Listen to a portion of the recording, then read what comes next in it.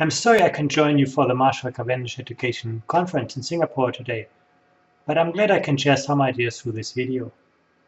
Everywhere skills have become the key to 21st century societies, and this is not just because they change life, but also because they have become such a powerful driver of economic and social progress. We collected some data on this through our survey of adult skills. And you can see that people at the high end of the skill distribution were more than twice as likely to be employed than people with just foundation skills. And they were 4.5 times as likely to get a good wage. But the story didn't end with earnings. We could also see an important relationship between the perceived health of people, between the propensity to volunteer in their skills, their political efficacy, and even trust. The glue of democratic societies is fundamentally related to the skills that people have. At the very same time, we also know that more education alone doesn't automatically translate into better skills, better jobs, and better lives. In so many countries, there are graduates on the streets looking for jobs, and at the very same time, employers saying they cannot find the people with the skills they need. We need to think harder about what kind of knowledge and skills are key today. Frank Levy and Richard Moline from MIT and Harvard have actually studied this in detail, and they've shown that the kind of things that are easiest to teach, easiest to test, are precisely the kind of things that are also easiest to digitize, automate, and outsource. We've seen a huge decline in the demand for routine cognitive skills, even faster than decline for the demand for manual skills. Conversely, we've seen a rise in the demand for non-routine analytic skills. This is not about reproducing what you know, but about extrapolating from what you know and applying your knowledge creatively in novel situations. The kind of skills that we assess with our PISA surveys. And social skills, the light green line, moving up, capacity of people to collaborate, compete, and connect. Those things are important. So 21st century skills are very much about ways of thinking. They're about ways of working. And they're about the kind of tools for working that make people successful. And then, of course, you can embed all of that in a framework of character qualities, resilience, adaptability, initiative, leadership, fairness, integrity, courage, respect, empathy. These are the ingredient of success in the 21st century. And then, of course, we have to think about how we can learn the right mix of skills, not just in effective, but also in equitable and efficient ways. Here you can have a look at the results from our PISA 2012 assessment. On the vertical axis, you see the quality of learning outcomes. These are the mathematical skills that students demonstrated. The higher you are, the more strongly students performed on average. On the horizontal axis, you see an indicator of equity, the relationship between success in education and the social background from students. And Singapore is an interesting case. It's very much high up, a strongly performing education system. But it's not on the right side of the chart, where outcomes are equitably distributed. There's a lot more Singapore can do to make sure that all students benefit from excellent teaching, excellent learning, irrespective from their social background.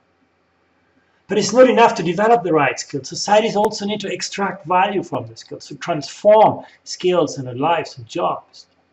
Very, very important. And at the end of the day, governments need to build strong skill systems and effective partnerships with everyone to find sustainable approaches to who should do what and who should pay for what, when, and how. So let's talk about some of these things in more detail. But I want to look at some of the transformations that we're thinking through today. In the past, learning was a place. We brought children to school. Now, children can have access to learning throughout their day. Learning becomes more and more an activity that extends through various kinds of learning environments and settings. In the past, we talked about the provision of education. Today, we are much more sensitive to the outcomes. In the past, we told teachers what to teach. We had highly prescriptive learning environments. Today, we work with an informed profession. Teachers and school leaders who own their professional standards, who work with a high degree of professional autonomy in a collaborative culture, who don't no longer just look upwards to their principal, but who look outwards to the next teacher, to the next school.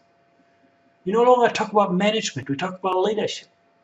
We no longer talk about public versus private in education, but we talk about public with private. We no longer talk about uniformity, teaching different students in the same ways. But success today is about embracing diversity, understanding that students learn differently and maybe differently at different stages of their development, and responding to that with differentiated pedagogical strategies. The past was curriculum centered, the future is learner centered, and so on.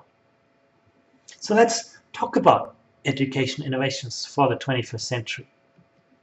The first thing I want to highlight when I talk about learning environments is that we need to make learning central. Encourage student engagement, student responsibility. Have a look at some interesting data from New Zealand. In fact, when we look at happiness at age 20, we could not see much of a relationship with the cognitive skill set people had developed. But we could see quite an important relationship with social and emotional qualities that students had developed. So those aspects need to get increasing attention. We also need to foster lifelong skills-oriented learning instead of just stacking up qualifications up front in the lives of people.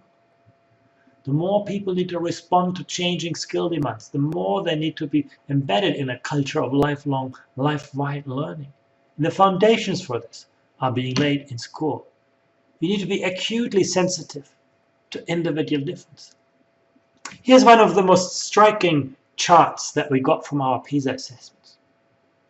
I've ordered student performance by decile of social background. The dark green dots are the students from the 10% wealthiest family backgrounds. The dark red dots are the students from the 10% poorest family backgrounds. When you look through this, you can see that the 10% most disadvantaged 15-year-olds in the province of Shanghai, and they often live in very, very difficult conditions, they outperform the 10% most privileged American 50-year-olds. This shows us that poverty isn't destiny. That it matters from which socio-economic background you come, but it matters a lot more to what school systems you go. There are some education systems that have become very, very good at leveraging the potential of disadvantaged students. Huge variability across countries.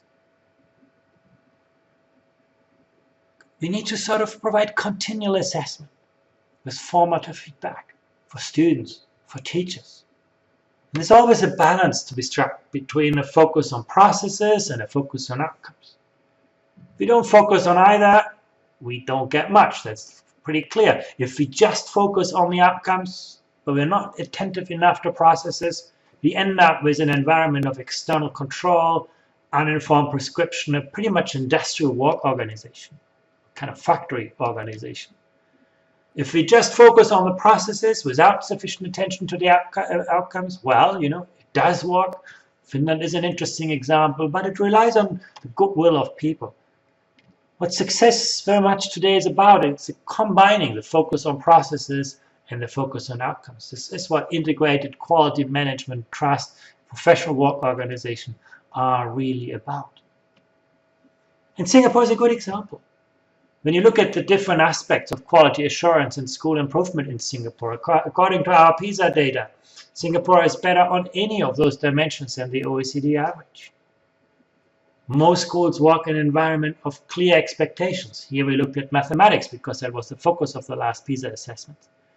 Schools talk with experts, teacher mentoring, written feedback from students, external, internal evaluations. There are many, many different aspects of quality assurance that actually work and operate together in the case of Singapore.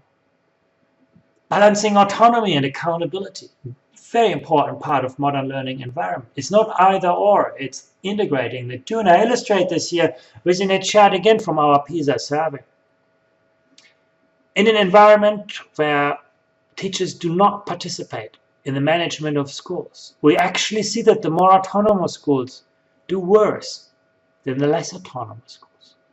So school autonomy seems to be working against success. But in an environment where teachers do participate in management, where we have an approach of distributed leadership, we can actually see how school autonomy comes conducive to better learning outcomes on average across countries. We should be demanding to every student without overloading. This is about having clear, ambitious goals that are shared across the systems, that are aligned with the kind of examination systems that countries have, to have a well-established delivery chain through which curricular goals then move and translate into instructional systems, instructional practice, and sort of student learning. This is about the intended curriculum, the implemented curriculum, and the achieved curriculum. We also think more and more about the metacognitive content of instruction, because once again, it's not just about learning math or science content. Success is about thinking like a mathematician, thinking like a historian, thinking like a scientist. Fostering demand-sensitive and relevant learning, often involving employers. Well, our data show that compared to purely government-designed curricula that are taught exclusively in school-based systems, learning at the workplace is a great advantage of it, because it allows people to work, with real people, with real environments, to work on hard equipment, to develop soft skills, ensuring that learning is social and collaborative. I showed you at the beginning how increasingly important social skills have become. Well, the only way we do not learn social skills is by having students sitting behind individual desks. So having more collaborative learning environments is crucially important, and also promoting more connections across subjects and activities.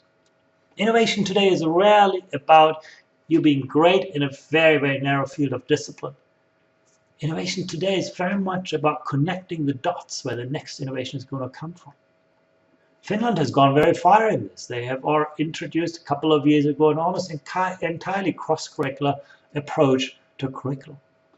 The teachers need to work together. Japan is another country. The integrated course of study in Japan is a very, very good example where you have teachers from different disciplinary angles working together to frame instructional practice. So that's what learning environments in the 21st century could look like. But it's a tough road to get there. The one thing that we know is that the quality of an education system can never exceed the quality of its teachers. You can see that one aspect which we can measure is teachers' perceptions of the value of teaching. If you are in Singapore, you have more than 2/3 of teachers who agree or strongly agree that teaching is a valued profession in society. But if you live in France, it's just 5 in 100. There's a lot more we could do in many countries to increase the social value of teaching. How do you do that? I'm going to come to that in just a moment. Finland has been very, very successful. It's made teaching one of the most sought-after occupations. In fact, the second most prestigious occupation. In Finland, people don't choose to be engineers or lawyers or administrators. They're actually, their first choice is to become a teacher. 9 applications for every teaching post. And they have done that not because they pay teachers exceptionally well. Actually, they don't. Teachers get a decent salary, but it's not great. But it's because they have made teaching intellectually attractive. Because they provide a work environment in which teachers work together to frame good practice. It's a really interesting job to work in Finland as a teacher. Teachers also need to be well versed in the subjects they teach. Having depth of expertise is one of the first things that students realize. Does my teacher really know? Does my teacher have a passion for what he or she teaches? They need to be adept at using different methods and, if necessary, changing their approaches. Teachers also need to have a rich repertoire of pedagogical strategies. The ability to combine approaches. Thinking about how and when to use certain methods and teaching practices. And that's very much just developed in initial and continuing teacher professional development. Again, you can see when we ask teachers, what they think about 21st century pedagogies. In most countries, teachers have a fairly constructivist mindset. 9 out of 10 teachers say, my role as a teacher is to facilitate students' own inquiry. And there's very little variation across countries. Students should be allowed to think the solutions to practical problems themselves because the teacher shows them how they are solved. Again, 9 out of 10 teachers actually agree with that. Fairly constructivist approach. But then when you contrast this with what actually happened in the classroom, the bars are getting a lot shorter. I talked about the importance of social learning, but here you can see it's only about half of the environments where students work in small groups to come up with a joint solution, frequently or in all lessons. Or students work on projects that require at least 1 week to complete. I'm talking about 30%. There's a lot more that countries could do to actually implement what teachers perceive to be good practice. We have to ask ourselves if teachers have important or certain beliefs about pedagogical practice, but at the very same time the delivery looks very different from that. What are the barriers that prevent teachers from doing what they believe is good practice? Again, when teaching teachers in Finland, they're actually very early on embedded in the school environment. The continuous wave between theory and practice is a very, very important part of the Finnish approach to teacher development. Listen to this. So the teacher trainers need to have a certain amount of years of this subject learned at the university, and they can do the teacher training. Teacher training for subject teachers lasts for a year. And so they start with theory. They are at the university for some weeks. Then they come to us for a period of orientation where they meet their mentor teachers and they get to see the classrooms. And then there's a period during which they teach things here. After that, they go back to the university to get some more theory. They also have now some experience. They're able to usually ask their questions because they have some experience from the practical side of things. And so it's kind of a way back and forth between coming to get the practical side of the school and then going back to getting some more information regarding theory. Teachers also need to have a deep understanding of how learning happens, strengthening student initiative, creative skills. When you think about Japan, many people associate instruction in Japan still with rote learning, and indeed, on the PISA test, many Japanese students had a hard time with open-ended tasks that required them to creatively integrate knowledge. But over the last decade, Japan has seen the greatest improvement in PISA in this area. Have a look at this data. Here you can see two types of tasks. On the left side, you can see multiple choice type tasks where students had to reproduce and knowledge, and you can see in the OECD area there was some improvement in this. On the right side, I'm showing you student responses to open-ended tasks where they had to construct knowledge creatively. And as you can see in the OECD area, improvement between 2006 and 2009 has actually been even more important.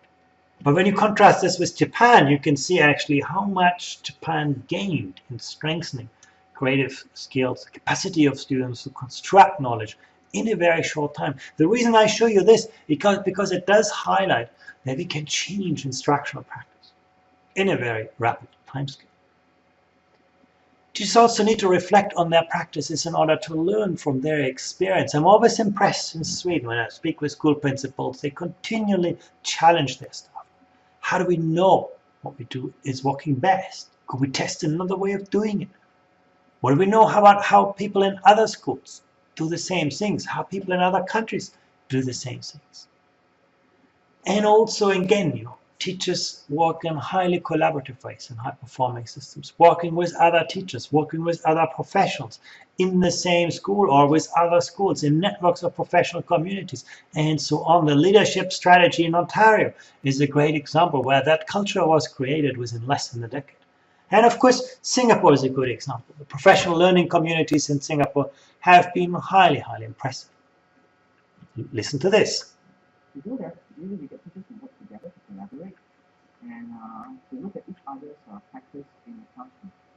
I think that is essential and really very critical because the good teaching practices should not reside within the four walls and be kept to one teacher. And I think there is a lot of sharing that we can have in secondary school. What you want to do right now is, okay, think of the perfect question. Okay, what do I want to use to further define, clarify? Now, okay, I will go ahead and I will find any sort of evidence that will help to support this statement or this. Professional learning communities in schools were started basically to ensure that teachers had a platform to develop their teaching practices. Our main focus actually is to make sure that students learn best. And in order to do that, we have to collaborate, we exchange ideas, we try out, we test, and eventually we check for results. And the intention really is to share ideas to make it better for the students. And you see, one of the things that you can see really well in this video is that effective professional learning communities are not about, having teachers in a room talk about instruction, but they're highly systematic, well-organized process with a strong evidence base, here in the case of recorded videos. Teachers today also need to acquire and use strong technology skills to embed technology in instructional practice. There are very few examples yet where this is working well. In most countries, there are more bad than good examples according to the PISA surveys, but the Learning Federation is a great content provider in the case of New Zealand and Australia. And I bring you back once more to Singapore's future schools. They're an amazing environment where technology is being part of the instructional environment. Have a look at this. So we look at technology very meaningfully, and we see how can we leverage this technology to make a very significant impact in the classroom instruction. I'll give you an example. In a classroom of 40, it is really impossible to get 40 students to ask 40 questions at one go. When we use the instant messaging tool, we open 40 windows to 40 kids. They could ask 40 questions at the same time, and the teacher could see their thinking on the technology tool that they use. And the kids get more excited because they are using the tools that they are very, very good in using, not just the pen and the pencil. Right? Everything consolidated on one PowerPoint slide. Use the main thing as a skeleton, then you add on to the different parts. Okay?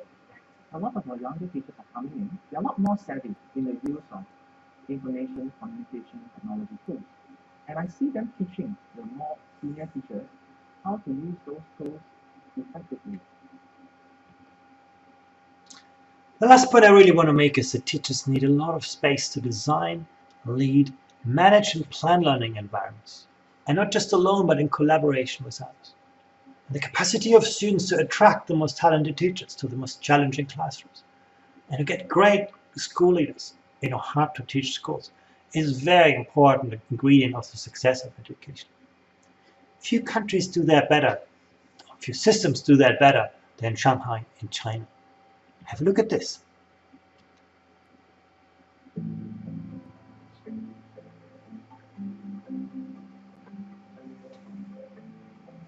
那么如何来改变这种现状呢？我们就想到了，是不是能够把一些好的学校与相对困难的学校做成办学联合体制？这个建议得到了我们教育行政部，当然也得到了社区的广泛的认同支持，于是我们就开展了这个工作。那么这项工作是怎么来做的呢？从政府来说，我们出台了相应的政策，就是鼓励与支持办学相对好的学校与相对困难的学校做成对比。第二呢，我们好的学校与相对困难学校做成对比呢，我们要签订一个合作办学的协议。这个合作办学协议里面呢，就是明确了各自的责任、权利与义务。Again, if you bring it all together, sort of having teachers teaching that fosters quality and equity is a very ambitious challenge. But you've seen there are plenty of good examples for where this is happening today. I don't have time today anymore to talk about leadership, but this is an equally important ingredient of success. It's about supporting, evaluating, and developing teacher quality. About vision for results and equity. It's about leadership beyond school walls. Integrating school with communities, building relationships with other stakeholders. It's about distributed leadership. It's about strategic resource management. Leadership today is really about instructional leadership. It's no longer about managing a building and the infrastructure. And the last point I really want to make is about the importance of innovation, being open to new ideas. This is about innovation and knowledge that is inspired by science, research and evaluation, And think about this for a moment, research. In the OECD countries, we spend about 15 times as much on health-related research than on education research. Despite the fact that health and education have a rather similar share in public budgets, education is not yet the kind of knowledge-rich environment in which the practice gets transformed by knowledge about their efficacy. But it's also about innovation and knowledge inspired by practitioners, teachers, school heads. They're great entrepreneurs. Very, very important that we take into account their ideas, their views, and find systematic ways of integrating them into education systems. It's about innovation inspired by users. Think about students, think about parents, think about communities. And it's about innovation inspired through entrepreneurial development of new products and services. We don't yet have the kind of education industry that could transform education. So in conclusions, in the past, we had only some students doing really well, and that was actually quite sufficient in the industrial society. We needed a few really well-educated workers and lots of people who just do what those people say. But today, we need everyone. All students need to learn at high levels, and one of the most amazing outcomes from the PISA survey is that we actually see this is possible. Students from all socioeconomic backgrounds can demonstrate very strong skills. Success is no longer about routine cognitive skills for lifetime jobs, but about learning to learn, about complex ways of thinking, about complex ways of working. And that has profound implications on the quality of teachers. In the past, teachers taught to establish content, prefabricated knowledge. Today we are talking about high-level professional knowledge workers who own their professional practice, who work with a high degree of professional autonomy and yet in a collaborative culture. The point is that professional knowledge workers don't like to work in Tayloristic hierarchical work organizations. They aim for flat, collegial, differentiated, and diverse careers. So managing teacher careers is become a very, very important ingredient of educational success. And of course, accountability. In the past, education was just about feeding information upwards. Today, it's very much about feeding information sideways, learning from other people. It's about mutual accountability, professional accountability. That are the ingredients of success. Very difficult challenges, but once again, we see many countries doing well on all of those dimensions. Not only doing well, but also seeing rapid improvement in a very short period of time. And in December this year, we're going to have the next update from the PISA results. So you're going to see where progress is being made. Thank you. And again, I wish you all success with your conference in Singapore.